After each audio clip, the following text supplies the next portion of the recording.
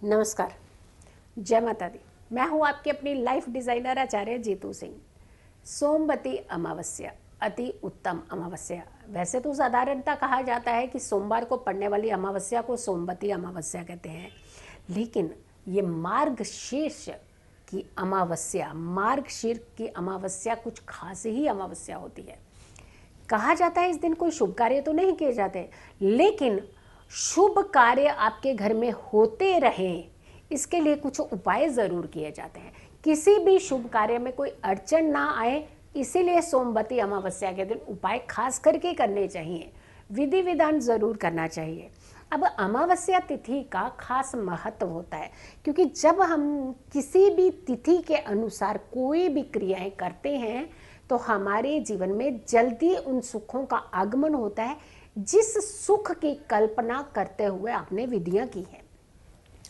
सोमवती अमावस्या की बात करें तो 13 की मिडनाइट रात्रि यानी 24:45 जिसे हम नॉर्मली हम कहे हैं तो 14 की सुबह हो जाती है। 12 बजने के बाद हम दूसरा दिन लगता है कि हमें दूसरा दिन की शुरुआत हो गई है।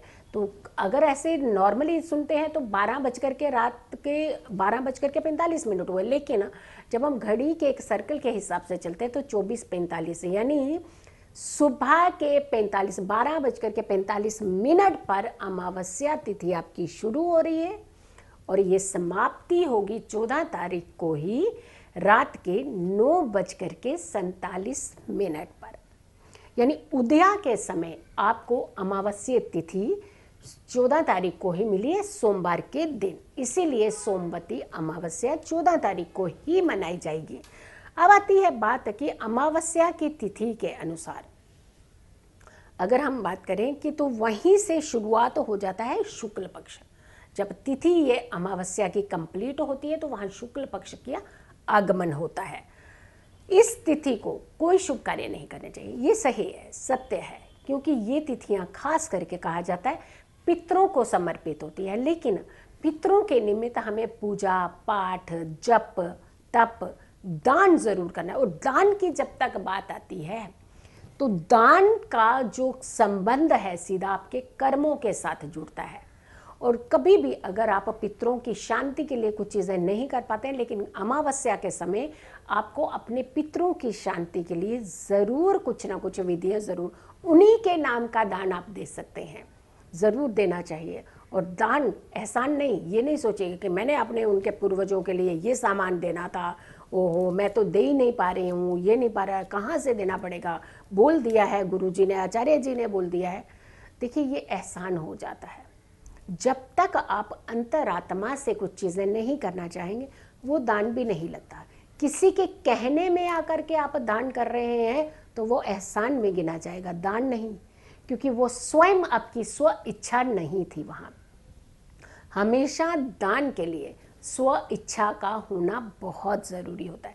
ठीक है, ज्ञान आप किसी से भी ले सकते हैं, लेकिन दान जब किया जाता है वो स्व इच्छा से किया जाता है। जितना आपका सामर्थ्य है, देखिए दान का परिभाषा अलग है।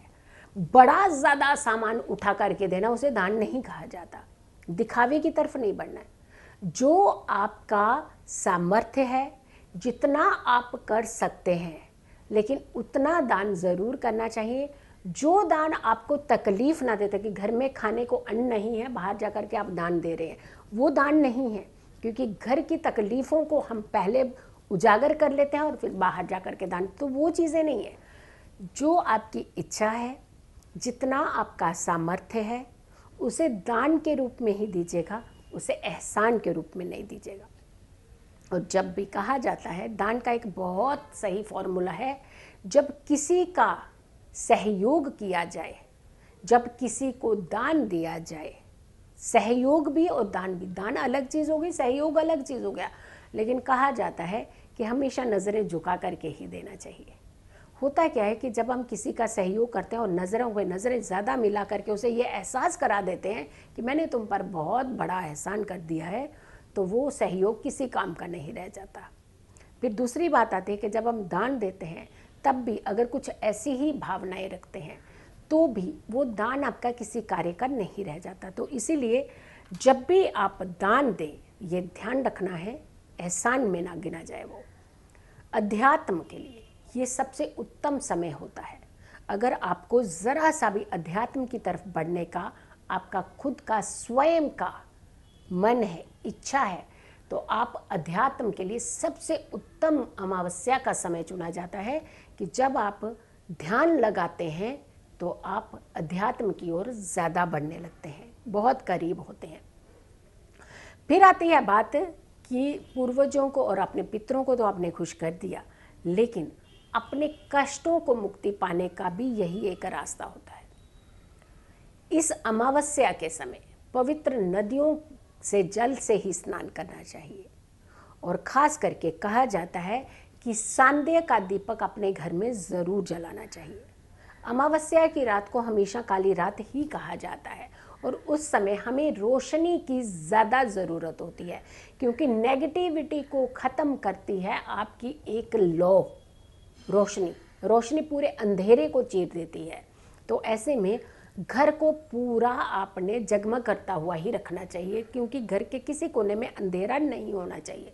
जब जब हम अपने घरों में ज़्यादा अंधेरा, कुछ बिजली बचाने के चक्कर में अंधेरा कर देते हैं, वहीं हम डिप्रेशन और नकारात्मकता के बहुत करीब होते जाते हैं। तो इसलिए संध्या का समय ऐसा होता है जहां आपको अपने घर में अंधेरा नहीं होने देना चाहिए। फिर आती है बात कि जब भी आप सोमवती अमावस्या के दिन कुछ उपाय करते हैं तो आपके जीवन में बहुत सारी तकलीफ़ें जो हैं वो कम हो जाती है। इस समय कहा जाता है कि पीपल के पेड़ के नीचे दिया ज़रूर प्रज्वलित करना चाहिए। और दूसरी बात आती है, और ख़ास करके बच्चों को कुछ अपने रिचुअल्स के बारे में ज़रूर बताना चाहिए, क्योंकि ये वो नींव है जो तैयार तो आप कर रहे हैं, लेकिन इसकी बुनियाद आपके बच्चों ने संभालनी है। तो बुनियाद को हमेशा कमज़ोर नहीं होने देना चाहिए, स्ट्रॉन्ग होने देना चाहिए। तो अपने बच्चों को ये शिक्षाएं ज़रूर देनी चाहिए कि अपने पूर्वजों के निमित्त किस तरीके के कार्यों को करना बेहद ज़रूरी होता है। उसके पश्चात अगर हम बात करते हैं कि पवित्र नदियों का स्नान डेफिनेटली आपको सूर्योदय से पहले करना ही चाहिए। अब आती है कि अब आपको कुछ उपाय किस तरीके के करने चाहिए जिससे आपके जीवन में खुशियों को रास्ता मिले। अन्न का दान ज़रूर करना चाहिए, दीपक प्रज्वलित ज़रूर करना चाहिए। इसके अलावा मछलियों को आटा ज़रूर डालना चाहिए, छोटी छोटी गोलियां बना करके ले जा करके जल में अगर मछलियां कहीं आपको दिखती हैं तो वहाँ पे ज़रूर डालिएगा। बहुत उत्तम ये इस समय का उपाय होता है जिसके अंदर आपके सारी तकलीफ़ों का अंत होता है। तो ऐसे में आपने इन उपायों को बिल्कुल भी नहीं छोड़ना चाहिए। घर के हर कोने में गंगा जल का या फिर पवित्र नदियों का छिड़काव, जल जो होता है उसका छिड़काव ज़रूर करना चाहिए। और हमेशा अपने पूर्वजों के निमित्त अगर जो दान और तप किया जाता है, हमेशा आप उन्हें याद करते हुए उनसे आशीर्वाद की ही कामना करनी चाहिए। घर के सुखों में वृद्धि की ही कामना करनी चाहिए।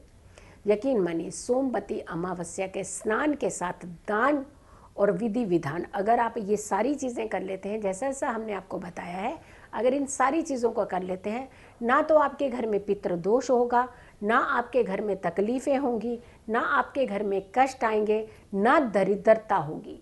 यानी कुल मिलाकर के आपका जीवन सुखमय होगा।